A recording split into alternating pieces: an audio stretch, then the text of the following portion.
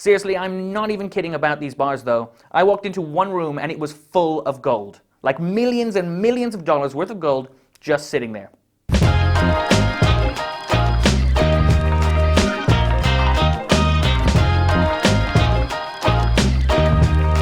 So I've just returned from a lovely trip to Switzerland to check out the new IWC manufacture. A manufacturer is a posh word that watch people use to describe the place where watches get made.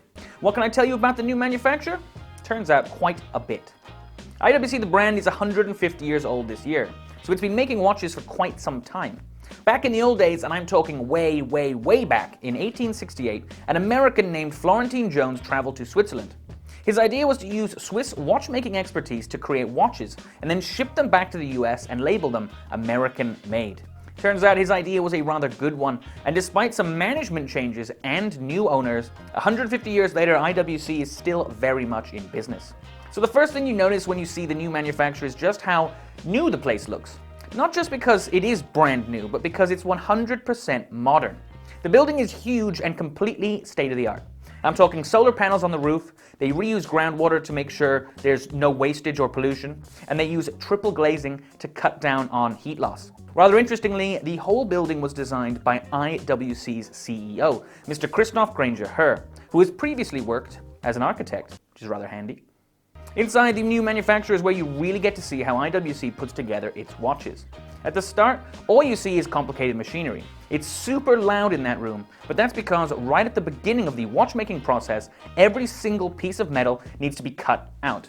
So these machines are the ones that do that job, taking in huge amounts of precious metals such as titanium and rose gold and spitting out almost microscopic parts. Now that's when the fun kind of really starts here. These tiny watch parts are then taken to a massive clean room, right in the middle of the manufacture. This clean room is similar to those found in hospitals and laboratories across the world.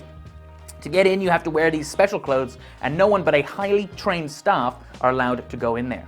What's absolutely crazy about this particular manufacturer is that it works a little differently to most others. Engineers sit in a line and work on a single movement collectively.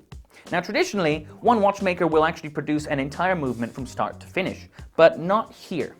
Interestingly, while you might think this is a very modern take on watchmaking, it actually builds on Florentine Jones' first ever ideas for producing watches.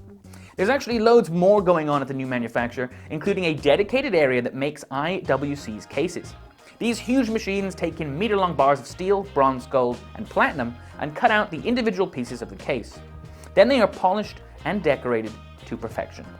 Seriously, I'm not even kidding about these bars though. I walked into one room and it was full of gold. Like millions and millions of dollars worth of gold just sitting there. All in all, checking out the new IWC manufacturer was a pretty incredible experience.